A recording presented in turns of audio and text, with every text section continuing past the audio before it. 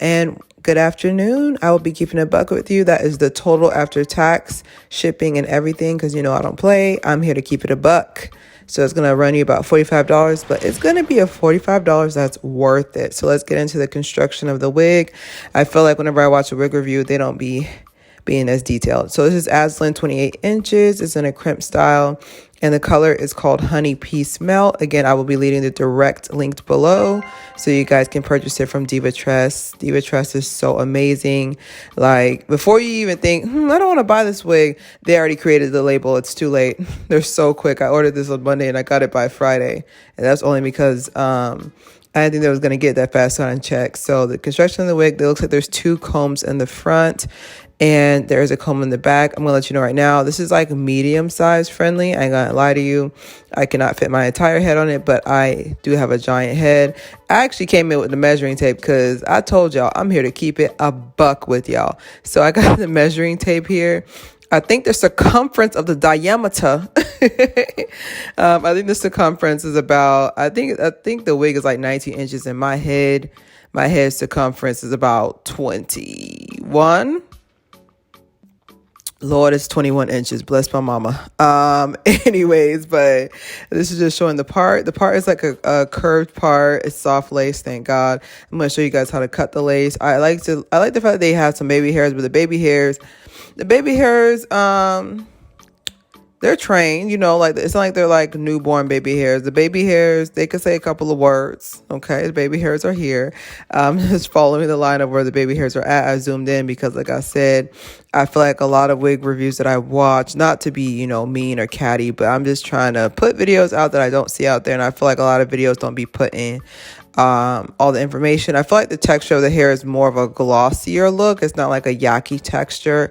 And what that means for the people at home is basically that it's going to look a little shinier on camera, but in person, it's going to have more of a sheen to it. It's not going to, basically, it's going to look like a wig on camera, all right? It's going to look a little wiggy on camera, but in person, it photographs really nice in person.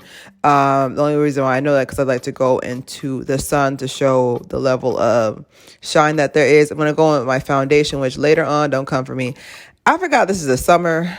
And, you know, the sun is not forgiving. I forgot it was the summer, so I think I need to go to a darker hue so it can match like my current skin tone. But that's neither here nor there. I can always fix it later on. But I'm just trying to get you guys the gist, the concept of blending your part.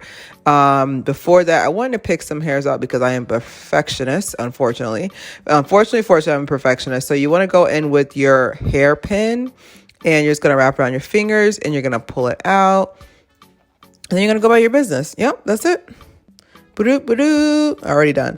You don't want to put too much because if it looks too bald, it's going to look awkward when you go in and put the foundation on top. It's going to look crazy. I ain't going to lie to you. It's going to look crazy.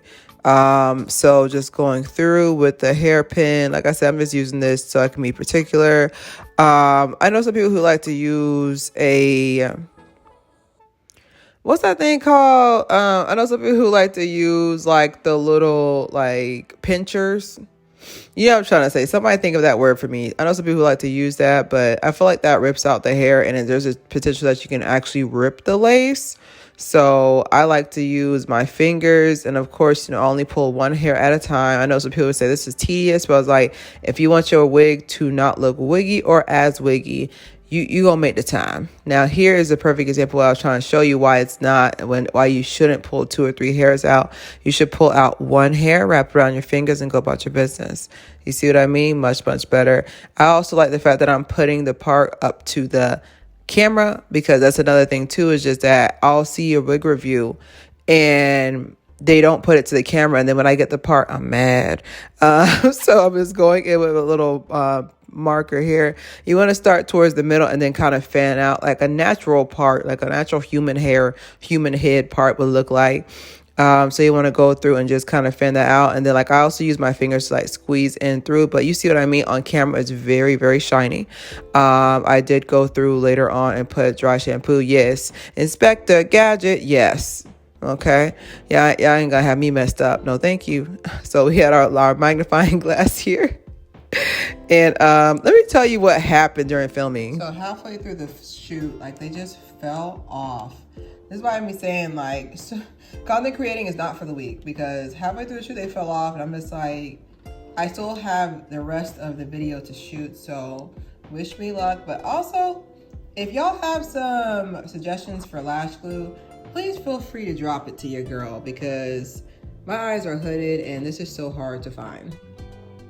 Okay, so now we're gonna go in to the wig prep, the part you all been waiting for. So we're just gonna go through and show you guys how I prepped my hair before. I think I put 2 flat twists in the front and 2 giant braids in the back. You see how it was kind of overkill when my head was created. There's just so much hair back there compared to the front. We gotta go through with this wig cap here. I think it's like 2 for $1 at the dollar store, 2 for $1 at the dollar store. So definitely catch those sales. So this is pretty much how the wig looks like on camera. Once again, like I said, it is a shinier texture. So it's going to look a little bit wiggier on camera. But in person, I can, you know, bet money that people aren't going to really be able to tell as much.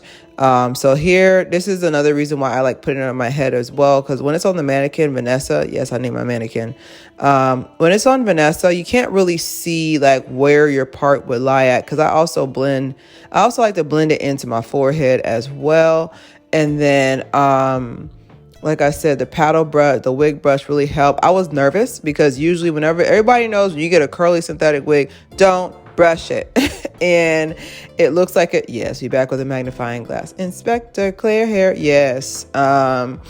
So right there, that line of demarcation is where people are going to notice that this is indeed a wig. So that's where you want to come through and start fooling people.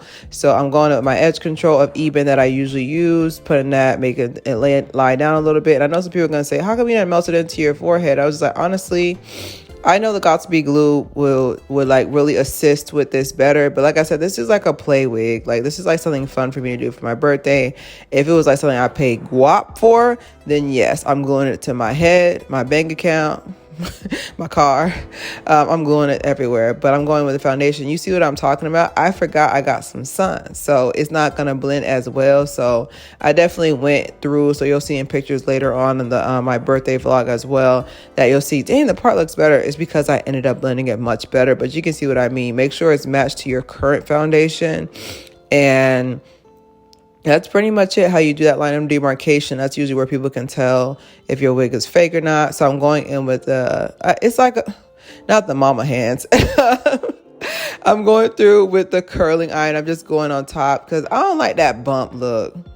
Okay, I don't like that bump look. I don't know about anybody else, but I hate that bump look. So I'm going through with the curling iron. That's basically flattening it out a little bit. And also, by the way, Azalyn wets pretty.